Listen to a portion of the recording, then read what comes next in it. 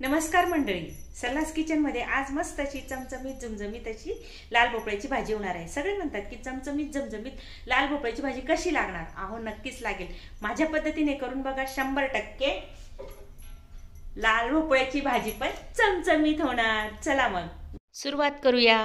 तुम्ही म्हणाल लाल भोपळ्याची भाजी त्यात काय विशेष आहे? नाही हो, खरंच विशेषच आहे।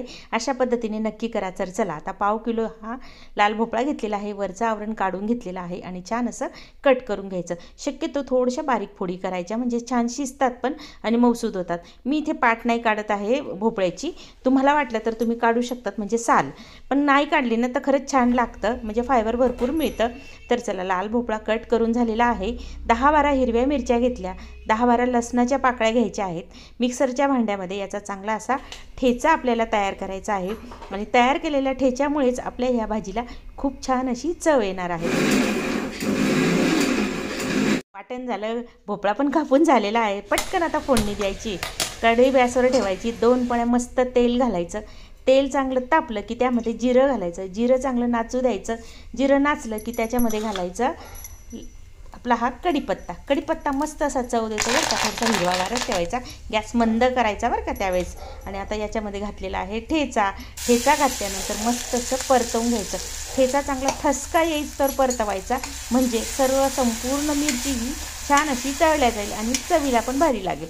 चला, आता मस्त असं तळल्या गेल्यानंतर अर्धा चमचा मीठ घातलेला आहे, तुम्ही चवीनुसार कमी जास्त घालू शकता। मीठ घालून पुन्हा परतवलं, गॅस मंद आचेवर केलेला आहे। आता याच्यामध्ये घालायचं आहे हा भोपळा। भोपळा मस्त घातला, मस्त आता त्याला मिक्स करायचं, म्हणजे परतवायचं। परतवलं 2 मिनटं मस्त छान असं परतवून घ्यायचं, म्हणजे सगळीकडे आपली ही हिरवी मिरची लागली पाहिजे, सगळीकडे लसूण लागलाच पाहिजे। आता अर्धा चमचा इथे घातली हळद। हळद तुम्ही आवडीप्रमाणे कमी जास्त करू शकतात। तर चला, आता मस्त मिक्स करायचं। मिक्स केल्यानंतर याच्यावर झाकण ठेवायचं। झाकण ठेवून मंद आचेवर आपण याला चांगलं 3 ते 4 मिनिट शिजवून घेणार आहोत, कारण आपण सारखं परतवत होतो ना, तोपर्यंत बऱ्यापैकी भोपळा हा नरम होऊन जातो। तर आता 3 ते 4 मिनिटानंतर बघू शकता, मी एकदा मस्त असं चाळून घेतलं, पुन्हा एकदा झाकून 2 मिनटं मस्त शिजवून घेतलं। शिजल्यानंतर भोपळ्याची भाजी 1 नंबर झालेली आहे। मस्त मुठभरेवरून कोथिंबीर घालायची आणि चवीला भन्नाटपणा त्याचा आणायचा। तयार झालेली भाजी मस्त अशी आपण आता बाउलमध्ये काढून घेऊया। काढायची असेल तर काढा, नसेल काढायची तर नका काढू, कारण ह्या कढईमध्ये मला पुन्हा दुसरी भाजी करायची होती, म्हणून मी काढून घेतलं। तर मग आता चला म्हटलं काढलंय तर तुम्हाला पण दाखवून देऊ भाजी कशी छान झालेली आहे। वा, 1 नंबर। आता ह्या वाडग्यामध्ये काढून बाजूला ठेवते आणि दुसरी भाजी मग मी करायला घेणार आहे। तर बघ, मस्त चमचमीत अशी भाजी आपली तयार।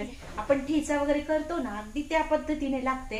म्हणजे जर ठेचा तुम्हाला खायला असं वाटत असेल तर चला, मग आपली चमचमीत आणि झमझमीत अशी लाल भोपळ्याची भाजी तयार झालेली आहे। अगदी मस्त हिरवी मिरचीचा भरपूर असा ठेचा घालून केलेली भाजी तुम्ही नक्की करा। तुमची कशी झाली कमेंट नक्की करा, आणि आवडलं व्हिडिओ तर लाईक करायला विसरू नका। चॅनलला सबस्क्राईब मात्र जाता जाता करून जा बरं का। चला, तर मग भेटूया पुन्हा छानशा व्हिडिओमध्ये। तोपर्यंत बाय।